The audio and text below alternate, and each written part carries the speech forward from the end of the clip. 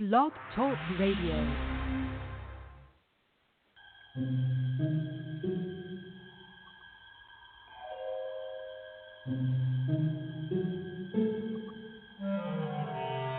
Archangels, ghosts, and Bigfoot, oh my. It's just another night for Supernatural Girls. Real stories, real answers to life's biggest supernatural mysteries. And now for another exciting interview with paranormal experts from this world and others. Here's your host, paranormal researcher Patricia Baker, on the one, the only Supernatural Girls.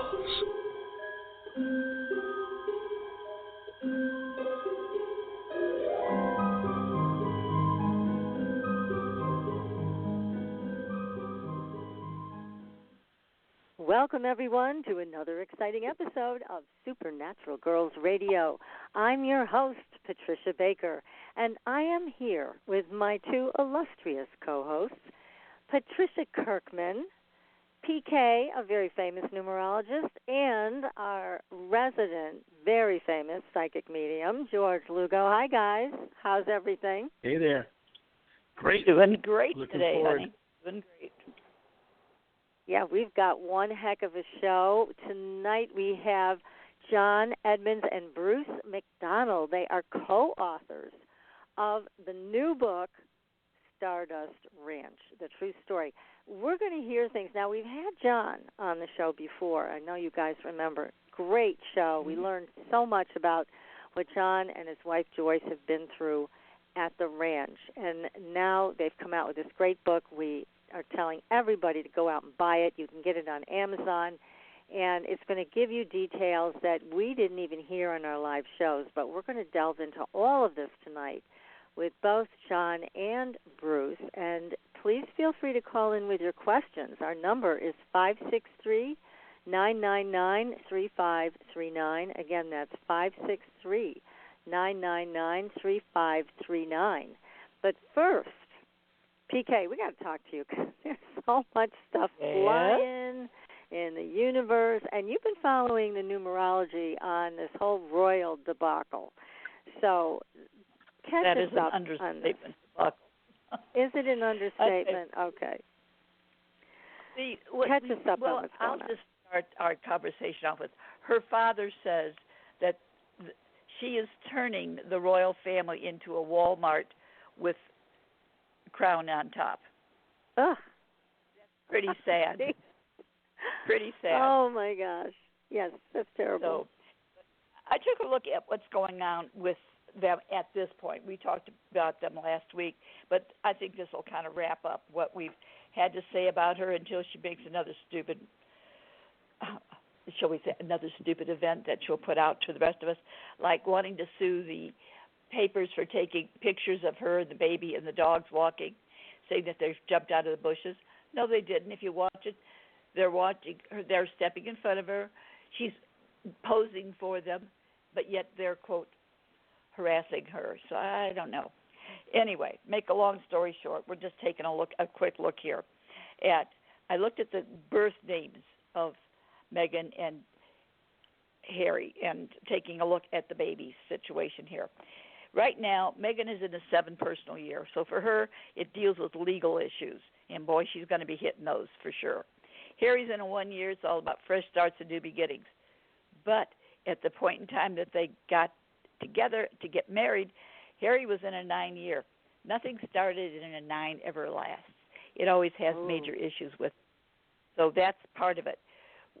She was in a 6, so she had pretty much control of what was going on. And for her, in her chart, that's a karmic issue to begin with. But little Archie, he's born into a 5 year, major changes going on right from the get-go, and he's in a 6 year, so issues within the family is going to be his major problem. And it will be a problem for him because it's going to involve his digestive and how things are going. It's going to affect him in many ways. It'll start firstly with the digestive, as I said. Wow, so it's going to affect his health. Yeah, and in his chart, his major problem parent-wise is going to be the mother figure. Gee, is that a surprise? So, right off the bat, our poor little guy's got a lot of issues he's going to have to work with. But the end result is Harry and Meghan, I'll give them maybe 5 years. Oh, you're generous. Just well, some people are saying 1 year. It may stay together for 5 years, but there are too many things going on right now. If you take a look, anytime that there's a camera around, she's posing. Yeah. Nothing is just offhand. There's no real pictures Candid. that are just. Yeah, thank you, George. No candid pictures. She's posed in everything. Harry's candid because he's just kind of like, I hate to put it this way, Harry has become the dog in the backseat. He just kind of rides along with whatever's necessary and whatever he has to do, but it's on her choices and what she wants. So she set things up that when this is all over, I keep thinking of the Duchess and Duke of Windsor way back, and it's kind of like an instant replay.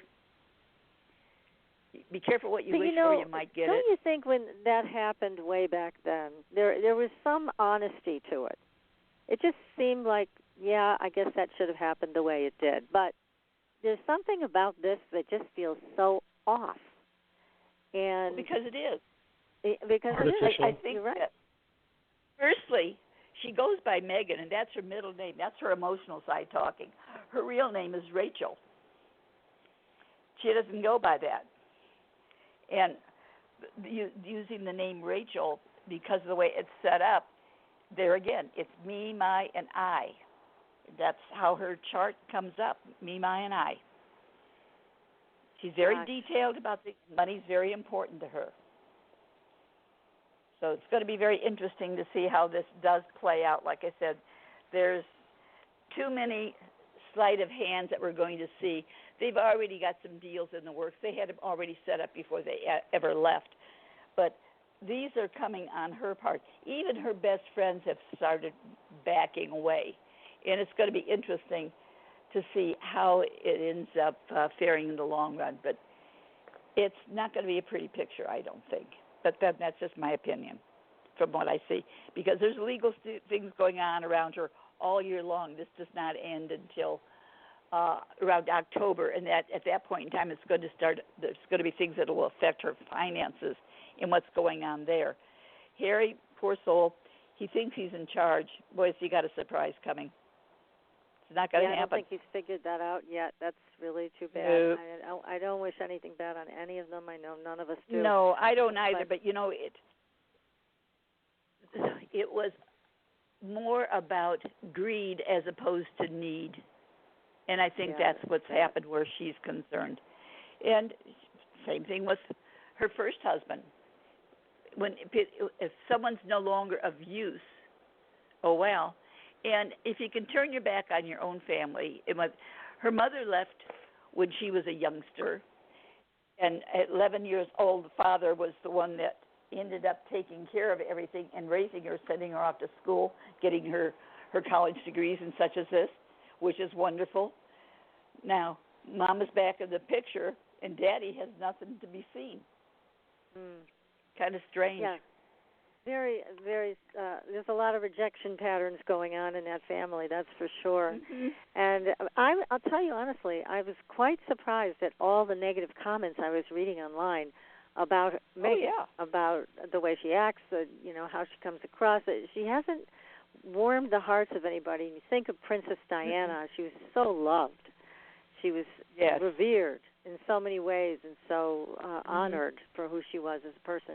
It's just a direct opposite, unfortunately. Well, I think Harry thought he was getting a clone of his mother, even more of a shock for him when reality really sets in. Oh, boy. Yeah, well, and you haven't been wrong yet, PK. You have not been wrong yet, and all of your predictions from the last several years, you've been right on the money. So I'm gonna put a bet on you on what you have to say about how long this is going to last, because it's clear, like you said, anything in the 9 years is going to come to an end. Like I said, yeah. I feel sorry for him because he's given up his entire world, and he's going to have to be there for that young son of theirs because she'll use the boy. It will be abused as time goes on because it's all about her first. Oh, boy.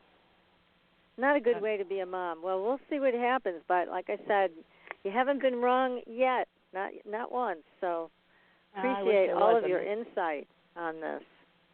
Really do. We'll just pray that nice things can happen for the youngster. Maybe everybody's eyes will be opened in a good way. We'll see what happens next. So in the meantime, everybody, if you need and you would like your own personal numerology reading, be sure to reach out to PK. You can find her at patriciakirkman.com, and you can also find her on supernaturalgirls.com. And if you want your own psychic mediumship reading with our best in the world psychic medium, George Lugo, you can find George at crystalgatereadings.com. Again, that's crystalgatereadings.com. Also on Supernatural Girls, we have on our website our famous and powerful candles on sale. Also, soul realignment readings, dream analysis. Reach out to me on the site, and we'll set something up for you. And again, go to our Facebook page, please. We have so many great stories that we posted this week. So follow us. You'll be able to keep up with everything that we're putting out on Facebook. Lots of UFO pictures and great pictures from the Stardust Ranch also. That's on Facebook and Twitter. So be sure to follow us there as well so you can keep up with all of what we're doing. Like I said, we're taking you down the rabbit hole every single week. And so tonight, this is so exciting to have this subject back, and John back with us again, because John is such a great guest, and he's told us so much about his adventures with this, good and bad. And now he's back tonight with Bruce Macdonald. Now, just a little background. When John and his wife, Joyce Edmonds, found the Stardust Ranch in the Buckeye area of Arizona, they thought they found their dream home. Now, Joyce wasn't so hot on it, and I'm sure we're going to hear about that. But John was in love with it. He was getting a good price, and so they got the ranch. But they got the surprise of their lives with it when UFOs began turning up in the skies above the ranch, and aliens started showing up in their home. Doesn't stop there. They've had experiences with men in black, grays, samurai swords are a big part of this. And tonight we are so, so honored to have with us John Edmonds and his co-author, Bruce Macdonald. Guys, welcome to the show. Thank you very much. Well, it's great to be back. Yes, thank you very much. Well, I'm glad you made it, Bruce, all the way from Costa Rica. I have a Skype subscription. I needed to do my work. I still work in software and telecommunications remotely, so it was really no inconvenience. Terrific. Wonderful. Well, for us. Very happy to have you with us. So much to get into tonight. I'm going to stop talking and just ask you, John, to give us a little bit of background. I know our audience is pretty well versed in your story, but if you could catch up the rest of the people that may not have heard how you found the ranch, and then, of course, don't leave out the swimming pool story, because that still is a big mystery. It's never been solved. So take it away. That's the truth. Well, thank you. Essentially, Joyce and I had been looking around all over the country for a ranch that we could afford, or a farm that we could afford that we could have horses. And, we wanted a nice house. We wanted a few amenities.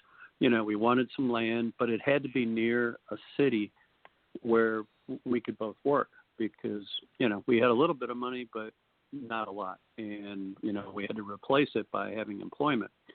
So, we traveled when we could, and we went all over, and we just really couldn't find anything that met the criteria.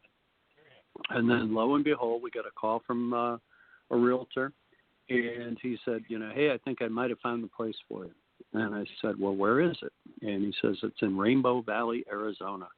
And I said, well, you know what? I'm from Chicago. I never heard of Rainbow Valley, Arizona. Where's that? And he said, well, it's an area that's unincorporated. It's about 35 to 38 miles southwest of Phoenix, and it's kind of close to Buckeye. And I said, okay, well, let's go out and take a look at it. We went out and looked at it. He didn't even go with us. He literally just gave us the address, and Joyce and I drove out there and looked at it. And from the very moment I saw it, I said to myself, you know what, this might work. 10 acres, beautiful landscaping in terms of the natural beauty of the mountains. And I thought, wow, it's a great price. Why not? And Joyce looked at me and she goes, not so fast. And I said, well, what's wrong with it? And she says, feel the energy. And I said, what's the feel? It feels like a good deal. And, as far as I was concerned, I think I was here about 10 minutes. And I said, yeah, this is, for me, it's a done deal. And she was horrified. The more she walked around and looked at it, the more she hated it. And, I try to be Mr. Logical and tie her down and say, okay, what is it you don't like about this? And she goes, well, it's a gazillion miles from Phoenix, and that means I'm going to have a long drive every day. And I said, well, yeah, but we've already looked at all the communities north of here. We've looked up at Flagstaff. We've looked all over the country. If you were planning to keep your job, this is so far the closest place to keeping your job that I can have horses and that we can live in the country. And, gradually I kind of broke her down with logic. And so she said yes. And reluctantly. She must really love you, John. Oh, she does. That's a fact. She does. And I've got to say, after all these years, I have a tremendous amount of guilt. And probably even more so after writing the book with Bruce, because, I realized just not only how much she has given up, but, just how severely it's affected her physically and every other way. Wow. So we bought the ranch.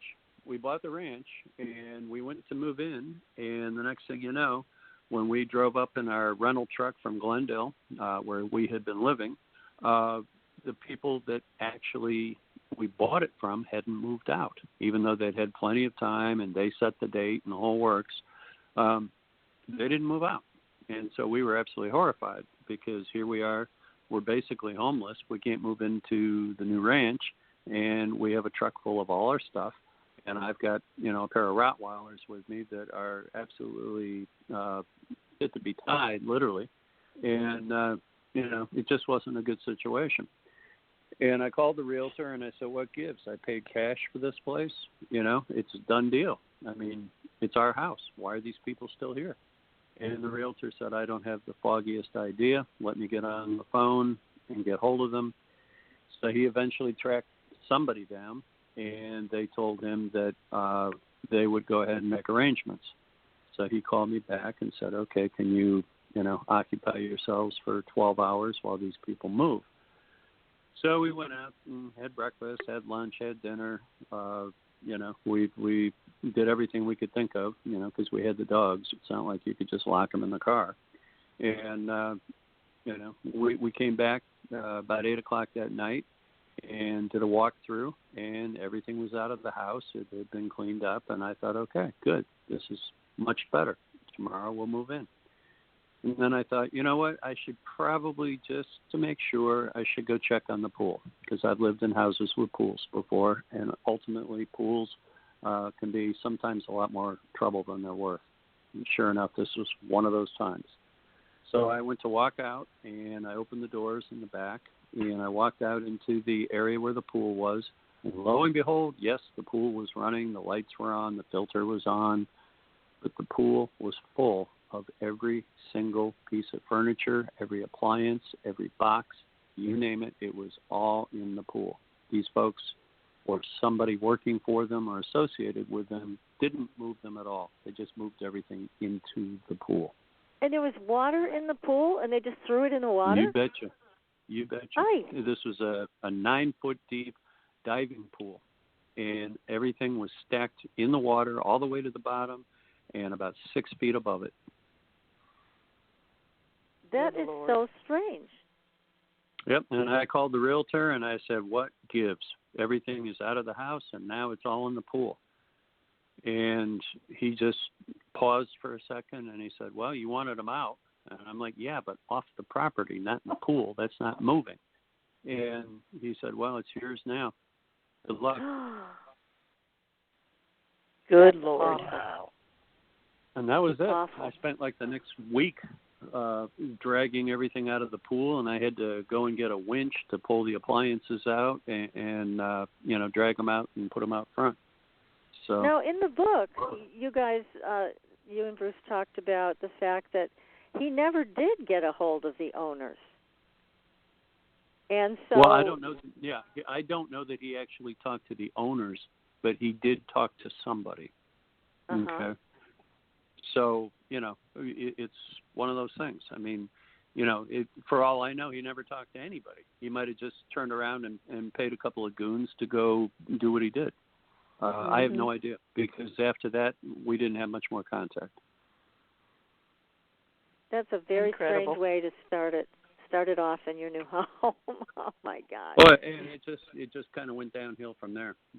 I mean, soon after that, we started seeing things. We started having experiences with a particular individual that has sort of ethically become known as the Machete Man, who apparently lived in a shack on the back of the first 5 acres of the property, and we didn't know about him.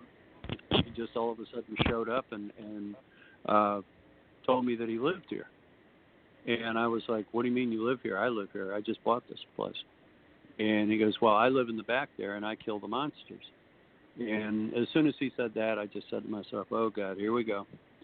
And, it was just one thing after another. I told him I don't need anybody to kill the monsters.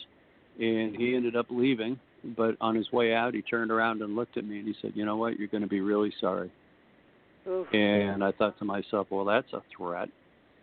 But, in retrospect, I kind of wish he'd hung out, because, in fact, we did have monsters. I didn't know at the time, but in turn, we really did have monsters. You did, and you still do. So yeah, we still do. Let me ask you, Bruce, have you been to the ranch? No, and I don't think I'll be going anytime soon. Wonder why. Why not? Well, I got a pretty good sense of it, writing the book. John and I tried to write the book in 2012. I quit halfway through, and I just found it the whole thing a bit disturbing. And it just sort of sat in my unconscious, and then we got back together in 2019, and I finished it. But, everybody asks me the same question, do you want to go out there? And my answer is, no, not really. I think some people can benefit from it. There's a very positive energy there. When you get into the later part of the book, when John had the cleaning in 2011 with a woman in the Arizona area who came out with a couple other associates. She told me when I interviewed her for the book that there is a very, very positive energy at the ranch as well, and that in fact may be attracting the negative entities. It's a kind of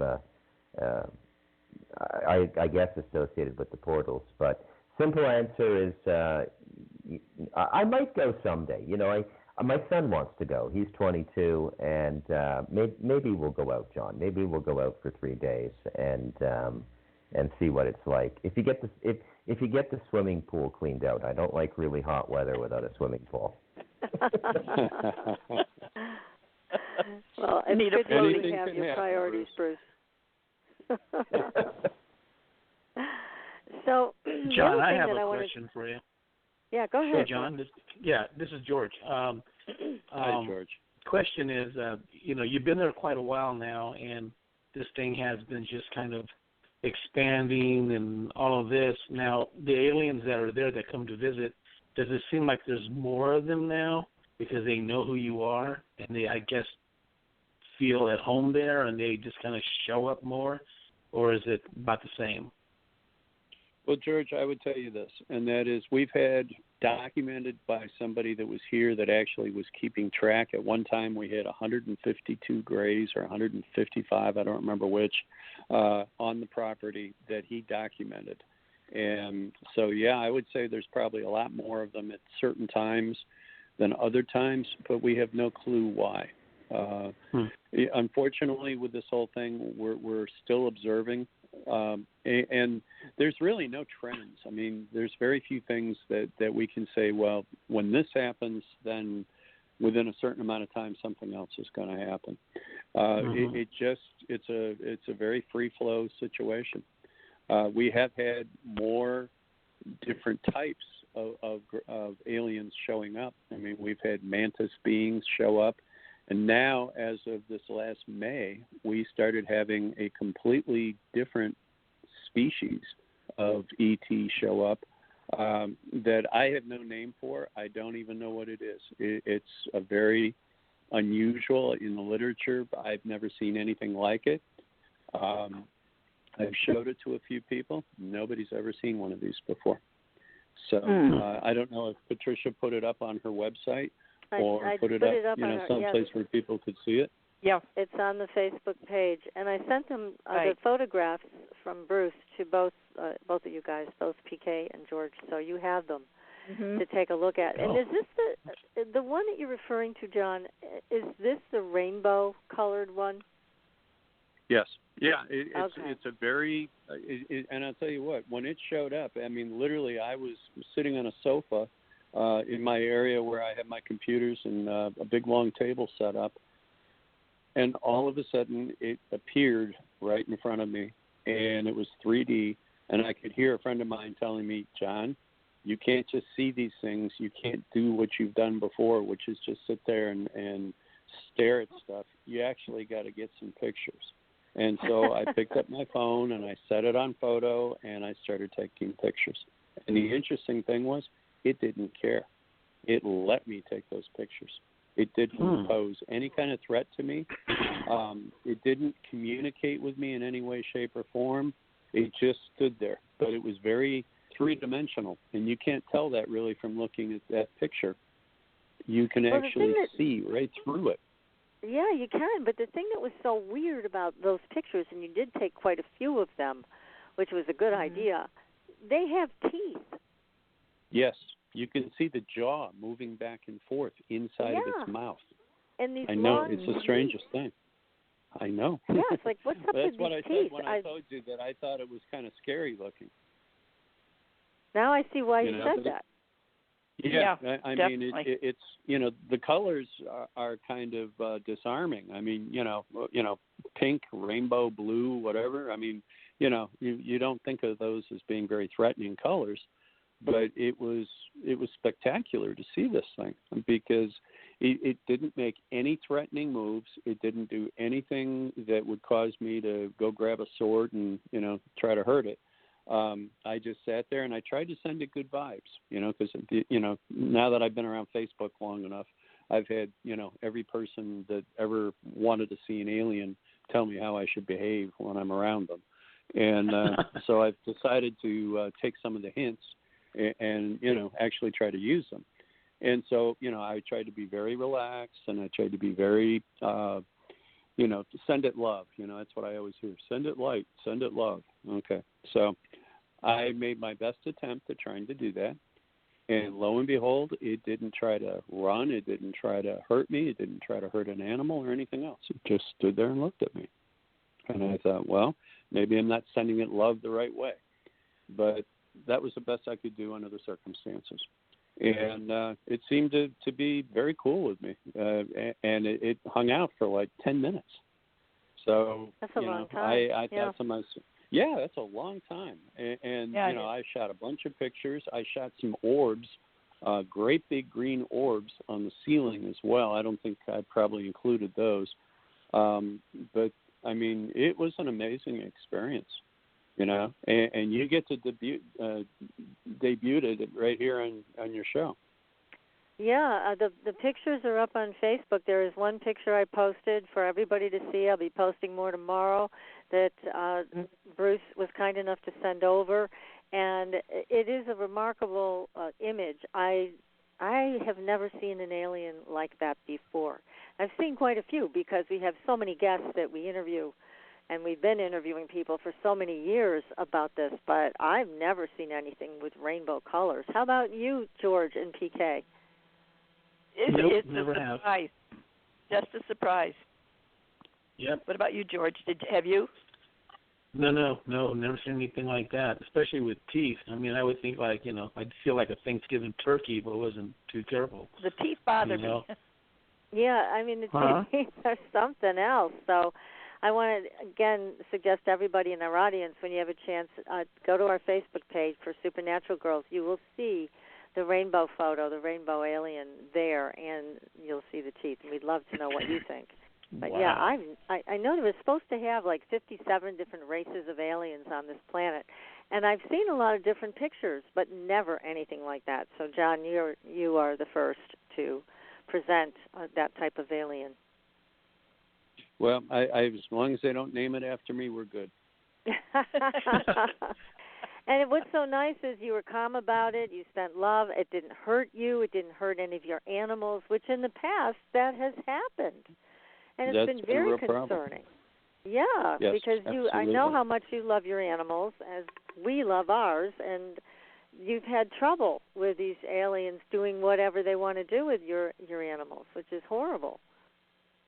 Well, and the interesting thing also was the fact this was not a small ET. This thing was probably about 5 feet tall. Whereas the grays, we've seen a lot of small grays. We've seen a few that were about 5 feet tall. And on 2 or 3 occasions, we've seen some that were, 6 or 7 feet tall. So, this was it just took me by surprise completely. And it has been back a couple of times. And so when it came back, I asked it, I said, and I explained to it, I said, look, we don't really seem to be having a two-way conversation here, but that doesn't mean you can't necessarily understand what I'm thinking. So I'd like to ask you a favor. And that is, we've had a lot of problems here on the ranch with ETs that have been, destructive and hateful and have, killed or hurt animals and hurt us. I have no problem with you being here, welcome. But would you do me a favor and would you please round up the rest of them and run them off or do something to control them so that they quit making trouble around here? And no sooner than I said that, it disappeared. And within a very short period of time, a couple of days after that, the ranch was peaceful. For the first time since I've lived here, it was completely peaceful. And all the rest of it stopped. And it's been pretty quiet since. That's really great. A couple of things. And, George, I want to get your input, and PK yours, too, because I know you guys are very sensitive to this energy. What I pick up with this particular alien is they're related to the plasma ships, which is a whole different, apparently, type of transportation. And I'm just feeling that very strongly. There is a way that they are in those ships, where those ships are alive, and they certainly can feel everything you're feeling, just like they feel everything the ship is feeling. It's a whole different way of communicating. So this one obviously heard you and responded. What do you think, George? What are you picking up? Yeah, it sounds very organic, and you should have asked them if they can somehow heal any of your animals that are sick, or you or anyone, just asking if they can do that. That would be really something to see if they could. And I think it's all done through vibration, frequencies, that kind of thing. Do you ever hear any sound around them? No, there was, in fact, the only other thing that I experienced was I could almost feel like my blood pressure going up. I sensed at the very end of my last time that I saw one of these things, I felt anxiety. And I never feel anxiety. I'm a very calm, kind of laid-back guy. And I could feel almost like an intensity, like my heart beating hard enough that I could feel it and hear it, like in my hearing. And it seemed to intensify the energy around me to the point where I was having a hard time focusing. So that part was, unpleasant, but it was, not to me life-threatening or necessarily even related. It might have just been a coincidence. I don't know. So when that calmed down, did you feel better? Yeah, actually, as soon as it left, I was exhausted, and I went and laid down and took a nap. Energy. How is it affecting your wife? Well, I mean, she's not here that much, so really none of this affects her. I mean, she's, she gets home real late at night, and she goes to bed. We spend a little time together, and then she goes to bed and gets up and goes back to work. So it's not affecting her overall well-being? Well, I think I think there's a long-term cumulative effect of living on the ranch.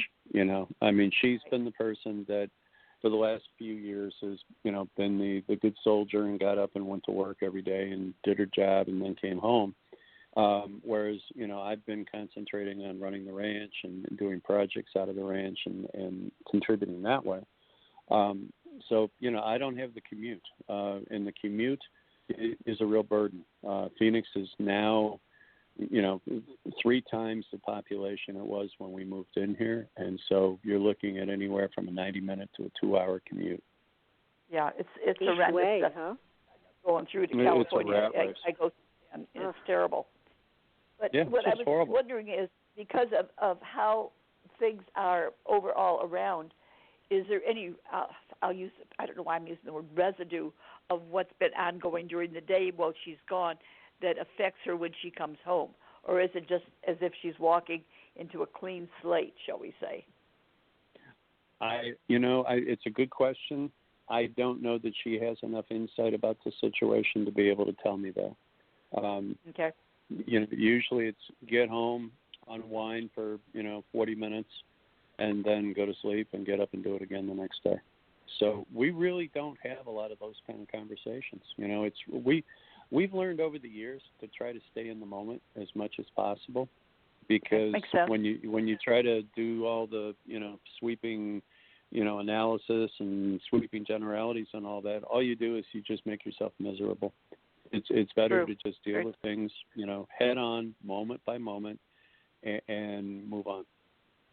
Well, and also, I think Joyce must have some pretty good mechanisms for protection in place, because you talk in the book about, you and Bruce wrote about the fact that she levitated while she was sleeping, but yet she didn't remember any of it, and it didn't bother her one bit. I mean, she went up pretty high in the air, didn't she? She went about 4 feet off the bed, and then got literally carried through the house and literally out the carport and up into a ship. And at the time she had no awareness of it until afterwards when she fell, because I walked out there with a rifle and shot the area right where the light came out of, where it emanated from, and they dropped her. And I tried to break her fall, and we both ended up kind of getting plowed into the ground. And afterwards, she was horribly sick. I was horribly sick. We both had some kind of terrible exposure. She ended up getting this terrible disease called scleroderma, and I got real sick for about 4 or 5 days with the same thing. Skin started peeling off. All the skin. The radiation? Well, we went to 2 hospitals, and neither one of them would register the fact that we had exposure to radiation. But as soon as we got home from the second hospital, within about 2 hours, we started getting calls from the Center for Disease Control. Next thing we know, we had a specialist within about 2 days knocking on our front door. Wow. So, yeah. I mean, it's it was a very strange thing. We were both really sick, but I got over it. I got over it in just a very short period of time, and really never had any further problems with it. The government guys came and, they requested to do blood and urine and interview us and lie detector tests and the whole works. And we did all that, and we passed with flying colors, and we've had to do it at least twice since then. And always the same thing. We believe you. We know you're telling the truth. We just want to keep track and see what happens with this. Well, one of the reasons what we've been doing. we spoke about this off the air, John, that this is a very interesting situation with scleroderma, is that the troops are coming back with scleroderma, and also the troops that have been involved in saucer recovery and alien body recovery are coming back with scleroderma.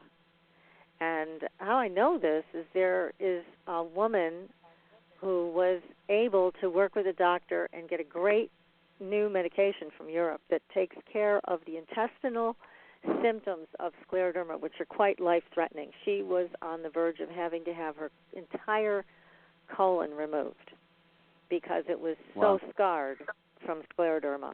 Scleroderma makes you basically overproduce collagen, and it scars your exterior and your interior, and then eventually kills you because your organs can't function when they're so scarred. And they were going to just remove her colon, and her doctor was very proactive, found a medication in Europe, and she took it for 3 months and totally reversed the scarring.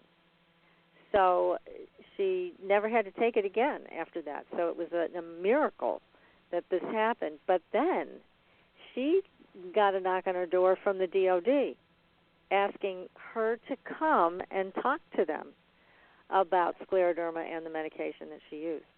They also made her sign a non-disclosure, and she wouldn't say, she was unable to talk about why, but we know why. I mean, this is something that also ties in the UFO exposure. That's right.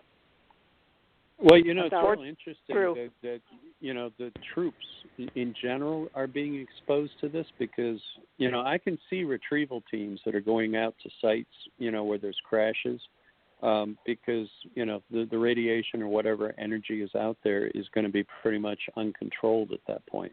But you would think they'd wear suits. You'd think there would be protection. And if they're getting sick, even with protection, then that even brings up more questions because then what we're looking at is some kind of energy source that human technology doesn't have a way to deal with. That's for sure. Or is it, and it also could be exposure to certain microbes that we don't have a way of managing in our own biological system, so it takes over and does something it shouldn't be doing. There's a lot of questions with this disease. It's very deadly. It has a lot of tentacles to it, and so it's a horrible thing. You're lucky you got over it, and unfortunately, Joyce did not. They were fascinated by that because they were there right after we got sick. In the fact that they got everything from both hospitals, and so they had 2 different sets of records from 2 different sets of hospitals with 2 different individuals, and they had the ability to create, some pretty good analysis probably because of that. And it was clear that, I have the photographs. We were deathly sick, and, we were losing, large amounts of skin. It looked like we had been severely burned by, like, boiling water or something like that. Just huge patches of skin on our hands and our feet came off. Down to the point where we were bloody from it. And Gross. Then in a very short period of time, 4 or 5 days, I got completely over it. It was like it never happened to me. Incredible. Yeah, and that was part of the reason that they kept wanting blood and stuff from me because they're like, well, what did you do to yourself? I'm like, I didn't do anything. So apparently I have some kind of special resistance or something. I don't know what it is. You scared it away. Yeah, maybe. If they're able to take some blood from you, is that able to be used to act as a not a placebo, but something that will take care like of a vaccine. Others that are working with it, like a vaccine? Yeah. Well, they took a ton of blood from me. I felt like I was at a blood drive. They took. Sounds like you were. Seriously. It is draining you. Oh, goodness me. Well, we're going to take a very short commercial break, and then we come back. Bruce, I want to bring you into the conversation because when you started having the conversations with John about the book, strange things happened in your skies in Canada. So we want to find out more about what happened to you because it sounds like this had pretty much of a wide reach, and it got their hands on you, too. So we want to hear about that. So everybody stay tuned. We're going to take a break, and you are listening to Supernatural Girls Radio. We'll be right back. Pure essential oils, specialized minerals, and a revolutionary anti-aging technology. Astridian combines the best of all scientifically proven ingredients in easy-to-use creams, lotions, and concentrated serums. Astridian's advanced line of products take your skin to a new level of being healthy and beautiful. We offer a variety of collections that address all your skin concerns. The Essential Anti-Aging Series treats and moisturizes your skin for a long-lasting, younger look. The Multivitamin Series promotes healthy skin with high-quality vitamins and minerals. The Sports Series restores skin from cellular damage and stress. Astridian also offers a revitalizing solution for hair and a professional series for doctors and medical spas. Visit astridian.love today and begin your new journey to healthy, beautiful, youthful skin. Astridian, beyond your expectations. There are a lot of psychics out there. How do you decide which one is right for you? You look for someone who empowers you, who's practical and spiritually connected, who says, here are your opportunities, here are your challenges, and here's a way to deal with them, and then gives you your own toolbox to make your life everything you want it to be. Hi, I'm Corby Mitleid, and that's how I work with you. As a certified professional tarot reader, I've helped thousands of people for over 40 years through my toolbox. Cards, past life retrieval, numerology, spirit guide conferences, and mediumship. Whether it's career, relationships, finances, or your spiritual road, together we can replace your confusion with clarity. And you'll probably find a little laughter along the way. Visit me at CorbyMitleid.com to find out how to cross your bridge from fear to fearlessness and fly. And tell me you found me at Supernatural Girls for a special gift with your reading. Corby Mitleid, the practical psychic for catching your tomorrows today. Find me at CorbyMitleid.com. That's CorbyMitleid.com. Your property tax bill. Have you seen it lately? It's frightening. Your property taxes are going up while your home value is going down. It's time to fight back and win. For the real truth about the property tax system, get attorney Pat Quintilian's book, Are You Getting Screwed on Your Property Taxes? How to Find Out and How to Fix It. Attorney Quintilian answers all your questions and gives you the facts you need to fight a property tax bill that is spiraling out of control. You'll also read about what happens to property owners who don't check their property records, only to find out too late they're taxed on square footage, fixtures, and even buildings that they don't own. Is this happening to you? Learn your rights. Buy attorney Pat Quintilian's book today. Are You Getting Screwed on Your Property Taxes? How to Find Out and How to Fix It. Available on Amazon.com. Are you frustrated with endless mantras, affirmations, and processes that promise to align your life with your dreams, only to find yourself years later in the same space where you began?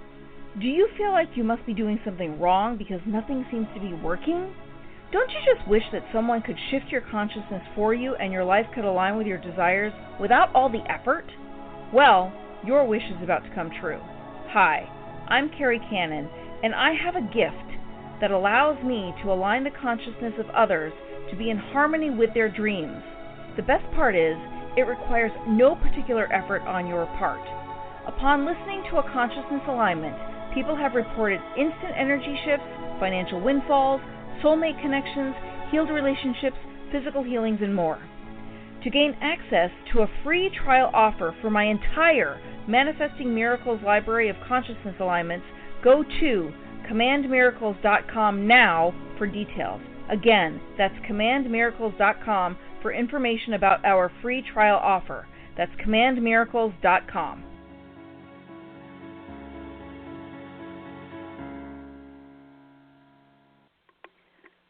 Welcome back, everyone, to Supernatural Girls Radio. I'm your host, Patricia Baker. I am here with my co-host, Patricia Kirkman, PK, and George Lugo.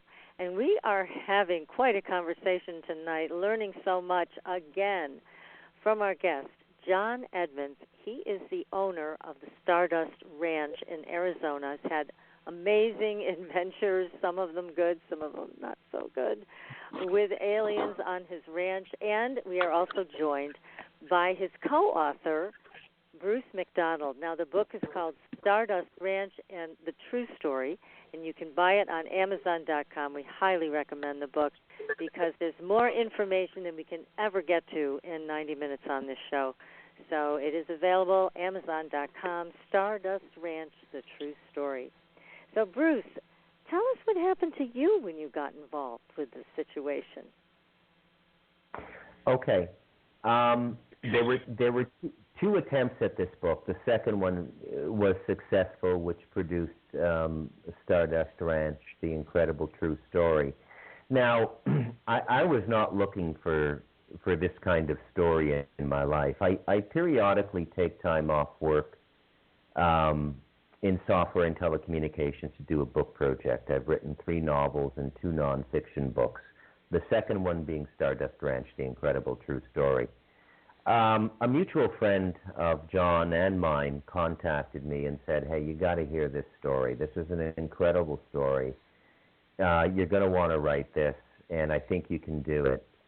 And I said, okay, I'll take a listen. And I reached out, and John and I connected in 2012, and I started to listen to, what was happening. I'm not the most paranormally literate person in the world. I'm not really in this world. I don't really follow exopolitics that much. But John's story was so captivating. I had the time. I was between work contracts. I said, I'll take a go at this. Now, what happens is, generally when you write, you create a concentration vacuum. And when I'm working on a book, I really can't do anything else. I have to be free and clear of any work obligations.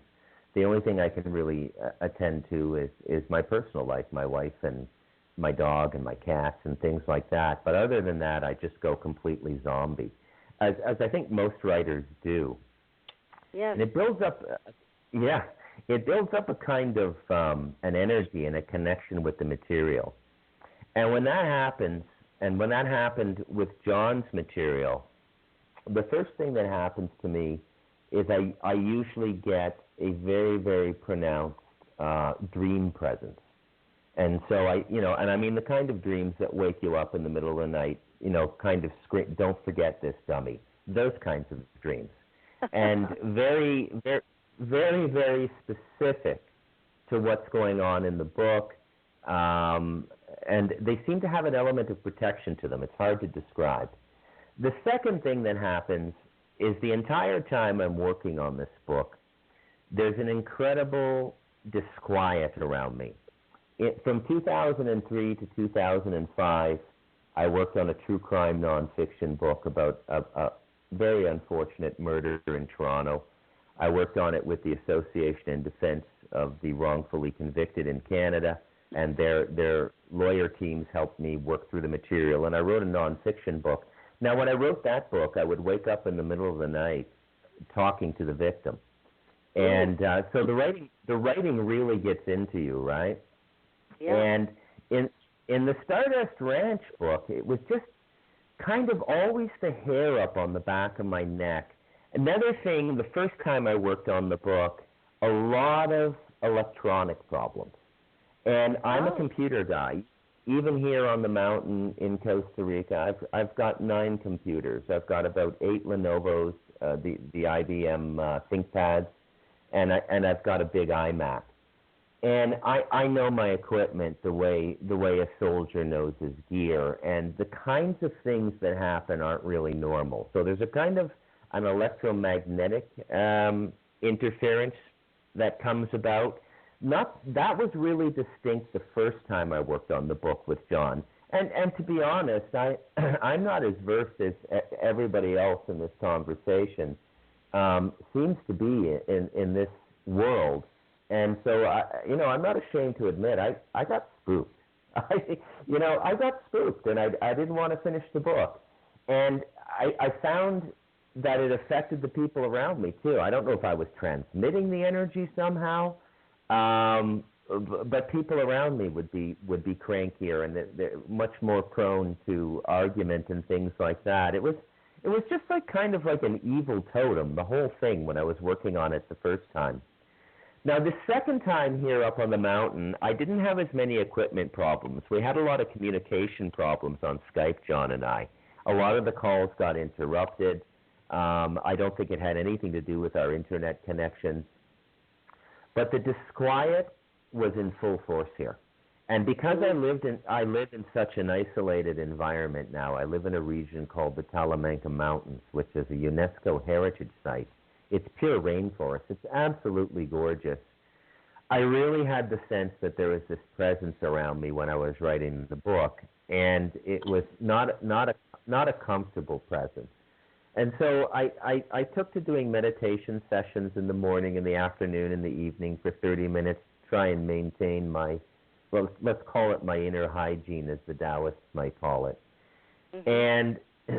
But it was reaching a point where it was really starting to bother me again, and I was about to reach out to John and say, look, and I felt so bad about this because I quit on him in 2012.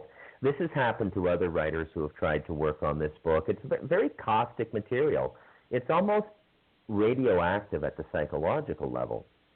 And just as I was reaching my breaking point, I woke up about 10 days into this write of the book, and there was a ball of white light at my ceiling, and my wife Rosemary was in bed with me. She described it as an angelic presence. It was like luminescent water. We snapped a couple photos of it with our cell phones. I've shown it to all my friends, and it sort of cleaned everything out, Pat, and everything. I was able to finish the book. I have no idea what happened. I'd love to hear the opinion of this panel of hosts, because it was really quite a magical experience in my life. So I experienced a little bit of the negative, and this time something positive came in to help create a space where I could finish this book.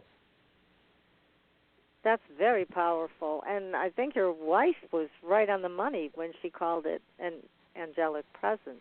Sounds like it raised the whole vibration around you.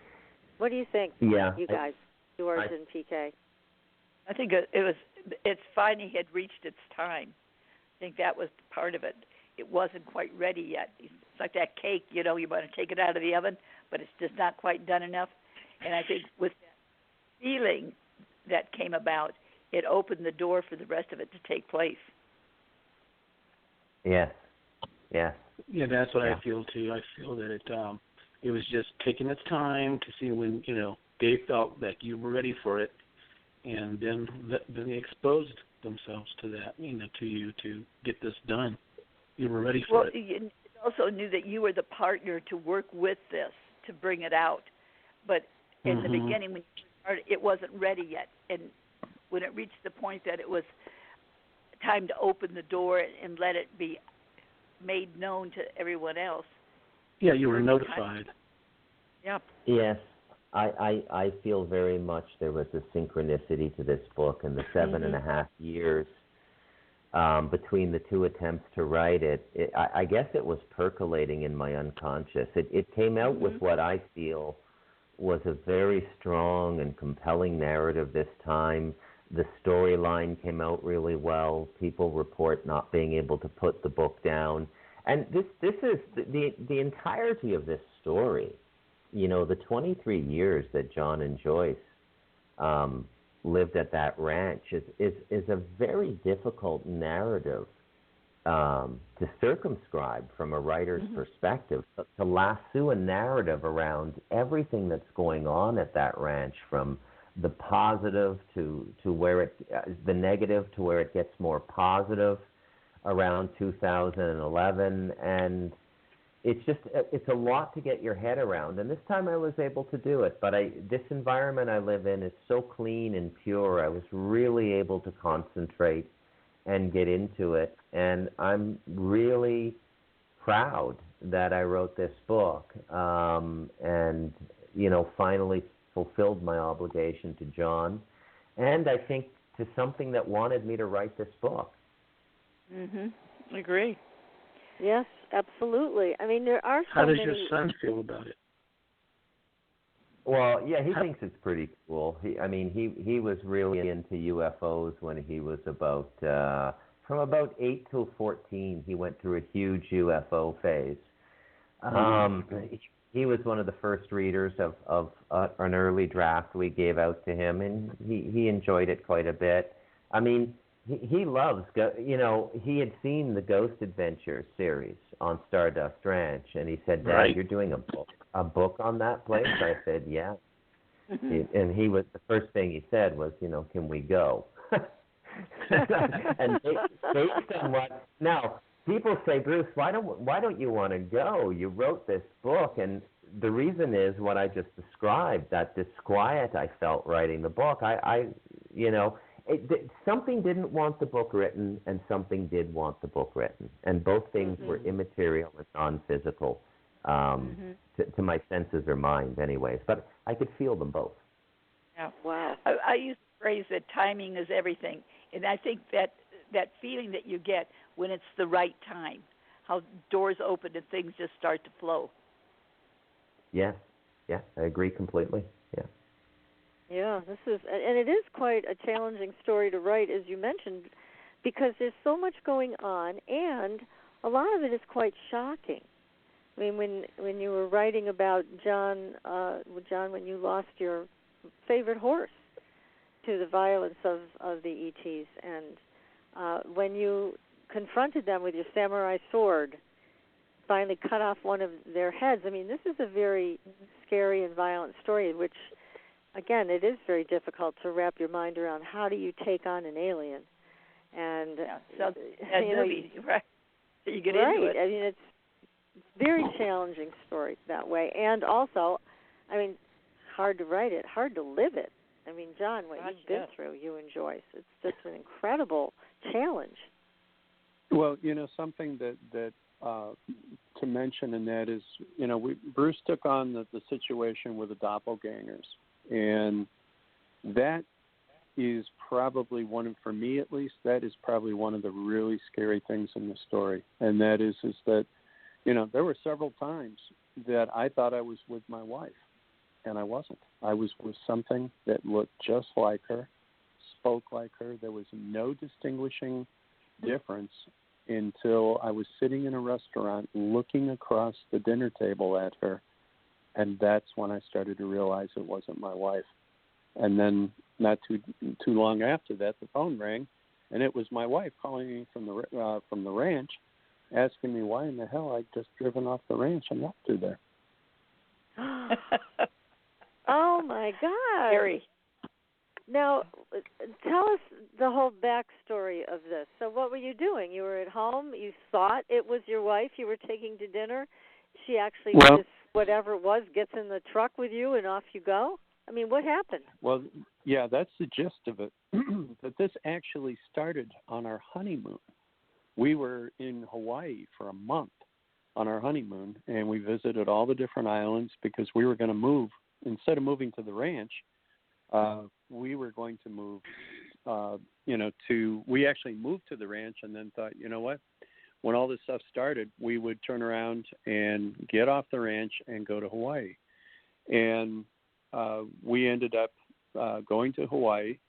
And while we were in Hawaii, we had several experiences where we thought we were with each other, and it turned out we were with these like body doubles that were almost indistinguishable. And the only way we actually figured out that we weren't together was we would,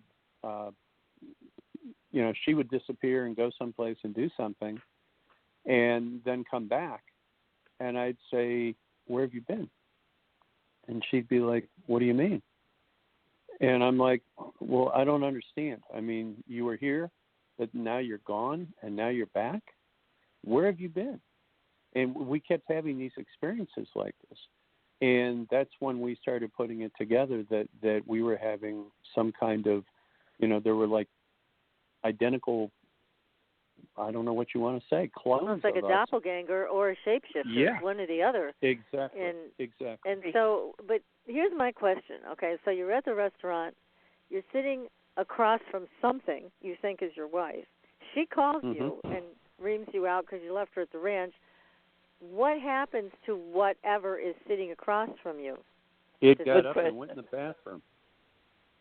And then? It literally, and then I, at first, you see, part of the thing is this. My wife has extremely blue eyes.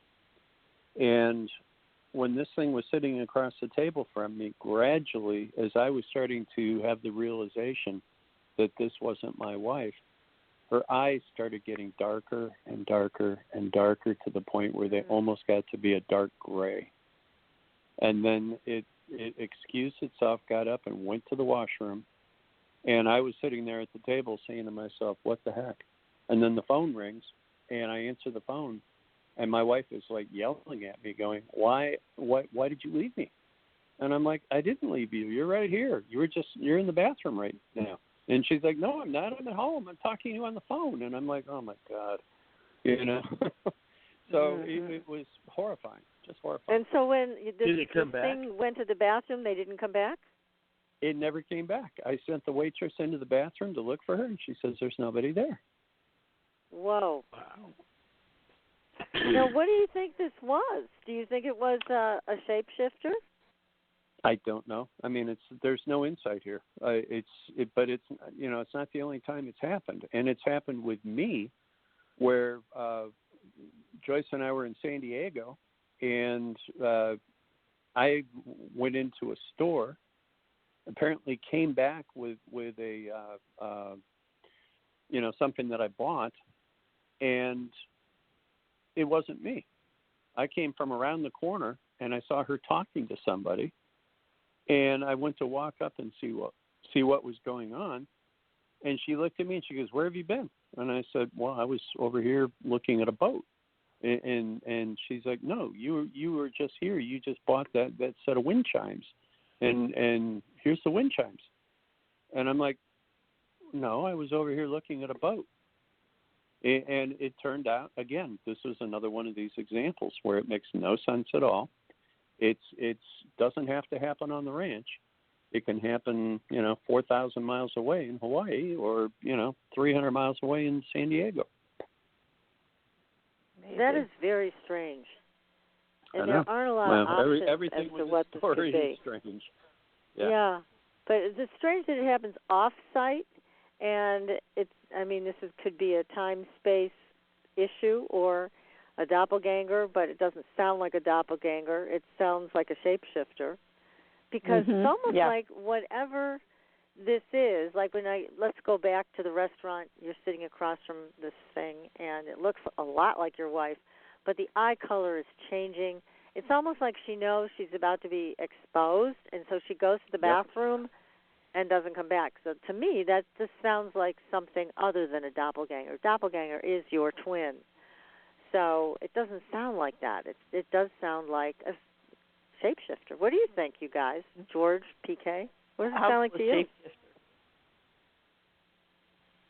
What do you think, George? Oh, okay. I just feel like, it could even be alien, just another way of doing it, just a shape-shifting. Did you have sex with this person that was sitting across from you earlier that day? Maybe they're trying to get samples. I don't know, but that's very unusual for that to happen. Well, that's be the part that was so horrible about our honeymoon, was that I was with her thinking it was my wife. Right. Ooh. That's what I'm thinking. Oh, wow. Was anything different about that? Did it seem artificial or strange or? No, nothing. I didn't notice any difference.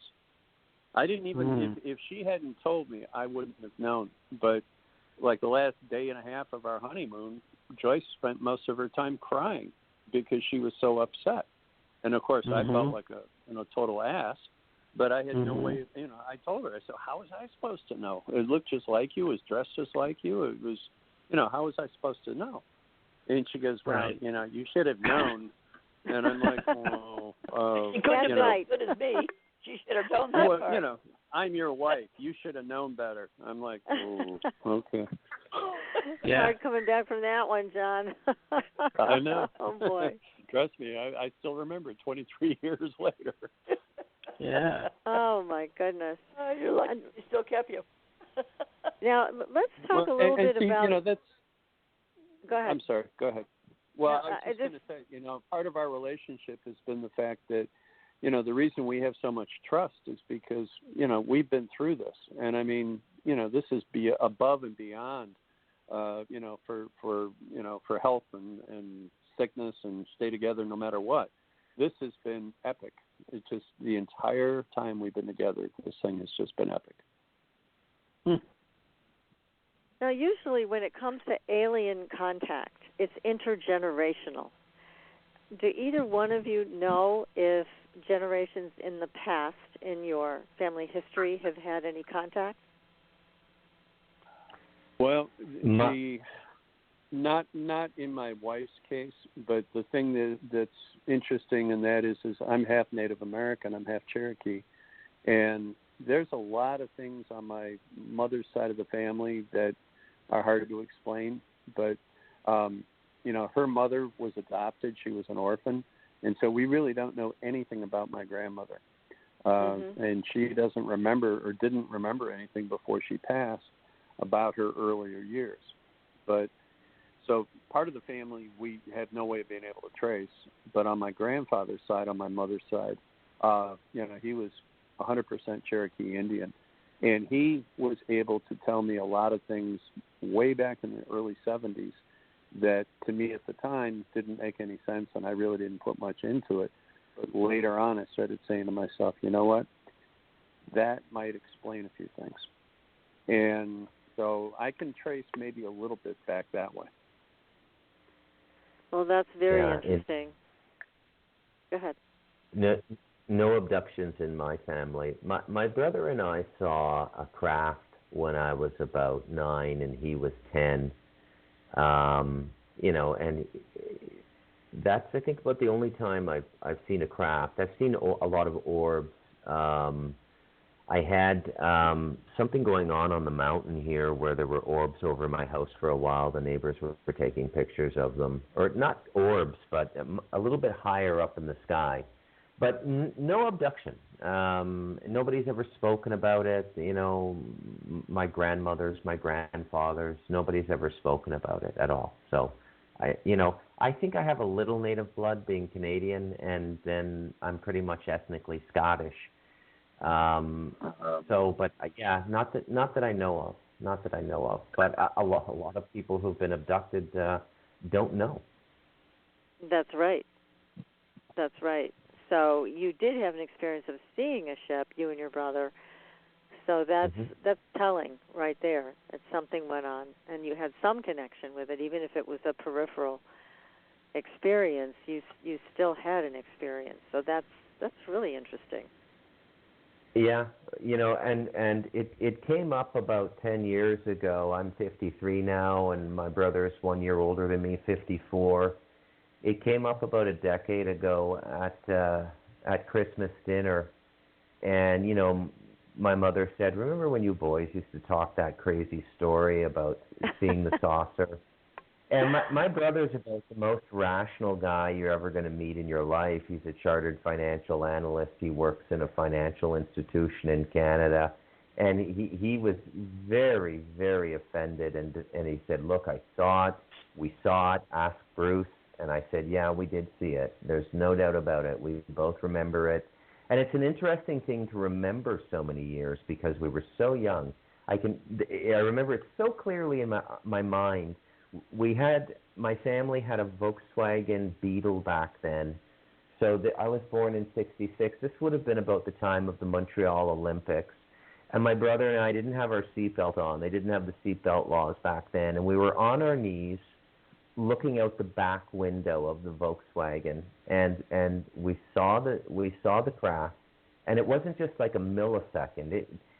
We were still on the side roads. We were leaving the family cottage outside of Ottawa, Ontario, the nation's capital. And we saw it. we looked at each other, we looked back at it, we looked at each other, and we didn't speak about it for about till we were later on in our teens, and that's when we started to talk about tell our parents and stuff, and they just sort of laughed. But I think, my mom read this book, and it brought up that memory again. She said, "Remember when you and your brother Ross said you saw the saucer?" I said, "Mom, would you stop saying we said we saw a saucer? We saw a saucer." Right. Two people can't have a hallucination. So. Right. Exactly. Yeah, but no abductions that I know of. No abductions. Wow. Well, that's a very interesting story. That in and of itself is telling. It really is. So let's talk a little bit about another chapter in this wonderful book, Stardust Ranch. When you used a samurai sword. Tell us about that. Well, I had started out using a baseball bat, an aluminum baseball bat, because I live in a brick house, and this is a one-off house. I mean, it was, a home-built house by a guy who knew how to build houses. And the brick walls on the inside of the house are exposed. So the same brick that's outside is the same brick that's inside. And this house is huge, and it's very sturdy. But you can't use a gun or any kind of weapon in it that you have to worry about something bouncing off a wall or bouncing off a cement floor, something like that, because you could easily be injured. And so, the easiest thing for me was I had a little aluminum baseball bat that I got at a baseball game, a Major League Baseball game on Bat Day. And that worked pretty well, but it didn't have the ability to kill. And I really wanted to kill one of these things so that I could have proof. And, I figured it was fair game. I tried every which way I could to try to, come to some kind of peace with them. They didn't communicate. They never have. They just showed up, did bad things, hurt us, hurt my animals, killed my animals. And so I thought, okay, there's no holds barred here. I can do anything that I have to defend my wife and myself and my animals. The next thing that happened was that at Christmas time one year, we were out driving, and I saw a guy go around a corner real fast, and there was a Christmas tree on top of his vehicle, and the Christmas tree fell off, and then a few seconds later, a sword fell out of the back of his truck. And I tried to honk the horn and flash the lights to signal him that this had happened, but he didn't stop. So I pulled over, I picked up the Christmas tree, stuck it in my truck, and I picked up the sword and took it home with me. And that's how I got the sword. Wow. Well, so here was your weapon that actually worked. And tell us about the night that you used it. Well, it was about 6 p.m., and Joyce hadn't come home quite yet from work. And we have a kitchen and a living room and a set of glass doors that go between the kitchen and this Arizona room, which is about 1,000 square foot room on the back of the house. And it's got windows on one side with a door that goes out to the pool, and then there's another door that goes out to the backyard, and there's a door that goes out to the carport. So there's 4 sets of doors in this one room.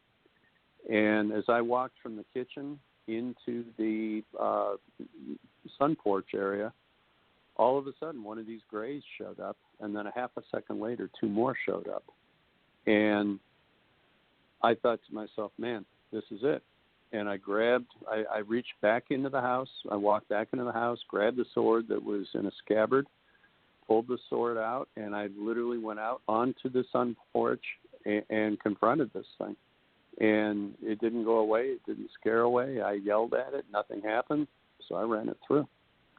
And literally ran the sword right through the thing and right into the wall behind it. And pulled out the sword, took another swipe at it, and took the head. And did it make any sound when you did that? Because it probably wasn't expecting that. No, I'm sure it wasn't expecting it. It made a hissing sound. It just went. I mean, it was very almost like snake-like. Wow. And I could hear the air come out of it. I could see the big black eyes, and the eyes were like a fly's eyes. They were like multi-chambered, multi-pigmented, very strange. And I had a dead alien, and I was like, well, now what do I do with it? And so I got on the phone, and I called a couple of people that I knew, and I said, if you were ever in a situation where you just happened to have like a dead gray, what would you do with it? By the way. Yeah. And the guy was like, this gentleman that I called, he says, so are you telling me you killed an alien? And I'm kind of like, well, yeah, sort of. What do you do in a situation like that?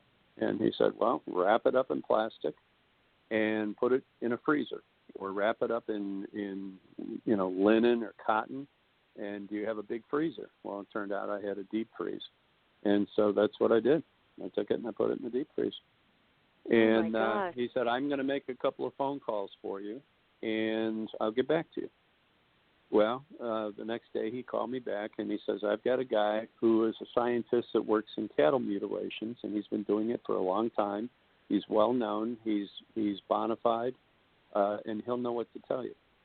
And I said, well, please have him call me.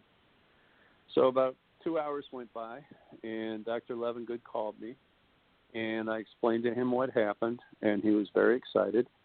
And he said, so you actually have the body? And I said, yes, I have the body. It's absolutely dead. And he said, have you done anything to it? And I said, the only thing I did was I did what I was told, which was to go ahead and wrap it up and put it in the freezer. And he said, okay, here's what I want you to do. And he gave me very specific instructions on how to dissect it and prepare samples. And then he said, I want you to wrap those samples up, and I want you to FedEx them to me. And that's what I did. I FedExed him an alien. But at the same time, we ended up with no proof because something else happened, right? Did somebody steal it, or somebody? What happened? Because there was never really anything that came out of that. Well, there was. I mean, it was. He sent out samples to a few different universities that were, I guess, legitimate major universities. They went ahead and gave reports on the evidence. And those are actually, we actually have that information. I mean, it's up on the website, our old website, as Bruce likes to say. Not really supposed to use that one anymore.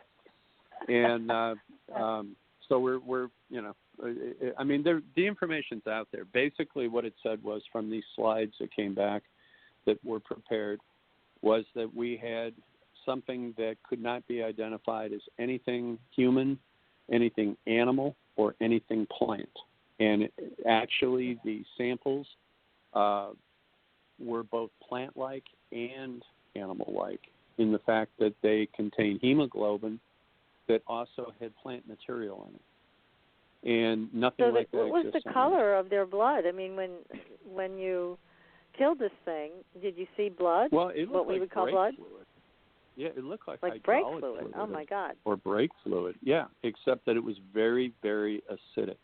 I mean, if you touched it, it would burn you, and it wouldn't just burn you a little bit. It would burn you to the point where it would burn the, burn the skin on your fingers. So I was very careful. It fell. Did it eat the area of which it fell on? No, it literally sprayed out of this thing just like it was almost under pressure. And wow. it was on a Italian quarry floor, which I have throughout my house, and it burned the floor a little bit, burned the finish on the floor, and it sprayed on the glass doors and on the wood on the trim. And so we ended up preparing, slides and things from that, and that all went to Dr. Levengood. I mean, the whole carcass, everything went to Dr. Levengood. I didn't hold on to anything. But over the years... And where is it now? Does Dr. Levengood still have it? And Dr. Levengood's dead. That's what I thought. So who has it? And his wife's dead. Well, the lab assistant that worked in the lab with him apparently packed up the entire lab, and it's somewhere in California. and we have not been able to retrieve any of the material. So right now it's still kind of just out there. But well, that's too bad, because you're the first one to have that, as a civilian, to have that kind of proof. Well, we had other proof as well, and it went to other people. So that's not the only material that's out there. I mean, there was a fair amount of material that was spread around. So when you sent these bits and pieces out, what happened to the rest of it? Well, it all went to him. I mean, he literally all had went. Me. Okay. Yeah, I mean, it was it was more than one package. Hmm.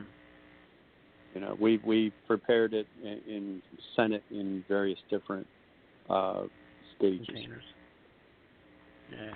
Wow. But the interesting thing is the universities that received the material apparently took material from that material and sent it to other universities.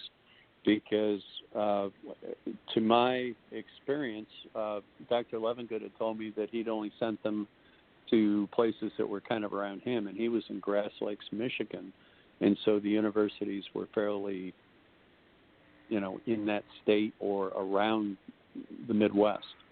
And I started getting calls from universities that were Ivy League universities and universities that were on the West Coast, big names. And next thing I know, they're requesting to come and collect their own samples. And we ended up allowing a few different teams to come in and forensically examine the house for material. So more material went out of here. Mm. So now that you've had your conversation with the plasma entity, the rainbow alien, you said things have calmed down a lot. So you haven't seen any grays in a while? We still see them, but we see them as if they're in a big hurry to get somewhere else. They don't. They literally, they used to just come and kind of show up in masses. I mean, we had visitors here that came and stayed on the ranch, and Joyce and I had gone out to dinner. And we were going to bring food home for this person. She wasn't feeling well. And while we were gone, the living room, apparently like 12 of them showed up while she was here by herself. She took photographs of it and the whole works. I mean, we had, another whole set of proof. So that person was an individual that was obviously a witness. We've had lots of people come over the years and see things and have experiences. We had a gal that was here in last January, and she got very belligerent with the Greys, and the next thing that happened was she had a great big scratch on her arm that bled. Oh, wow. And they ended up taking one of my cats for like 6 weeks. Oh, for heaven's sake. And the cat reappeared in my truck, in a locked truck that nobody else has keys to except me. Oh, fortunately I got him back because he's a great cat. But, the cat was literally, he was here 1 minute and right in front of both of us, and the next minute he just disappeared and thinned. We're almost at the top of the hour. I just want to add quickly, Ghost Adventures went out there, and I think it's the only extraterrestrial story they ever did. But they actually captured that hissing sound in the show. So if you want to hear what those great... again, isn't it, Bruce? That's coming on again? I think it's on YouTube. They have a YouTube channel too, and they put up all their episodes. But yeah, you can actually next Thursday night. Okay. Yeah, I thought I saw something that it's going to be aired again next week. Well, I'll tell you what we're going to do. John, if you find out when, or Bruce, whoever finds out when it's going to be aired again, let me know and we'll post it for our audience so that they can watch it. Thursday night. Next Thursday night. Next Thursday. We will post that for everybody. And thank you so much, John and Bruce, for coming on our show again and sharing this experience. Everybody, get the book, Stardust Ranch. It's the incredible wonderful. True story. Yes. And it's on Lulu Amazon. as well as Amazon. It's on Lulu as well in terrific. hard copy and I am signing copies if people request it. All right. Well, thank you, everybody. We're going to be back next week. We're going further down the rabbit hole. We're staying on this subject. Be sure to join us. Until then, we'll see you on the Blue Highway. Good night. Good night. Good night. Thanks for listening. Tune in next week for another radio adventure with Supernatural Girls.